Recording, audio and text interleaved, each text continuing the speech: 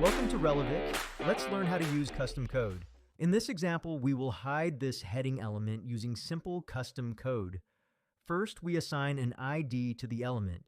We've explained how to add IDs to any element in detail in another video, so feel free to check our playlist for that. Once you've given the element an ID, press Enter to apply it. Now, move to the left-hand menu, click on Custom Code, and then paste your script in the body section. After that, simply click Save, and once it's saved, click Publish. To confirm it worked, click the Preview button. You'll see that the element is no longer visible on your web page because of the custom code. You know the best part? This feature isn't just for hiding elements. With custom code, you can add your own JavaScript functions, logic, and styles, giving you full hands-on control to manage your website your way. Start using Relevic Editor today and unlock the power of customization.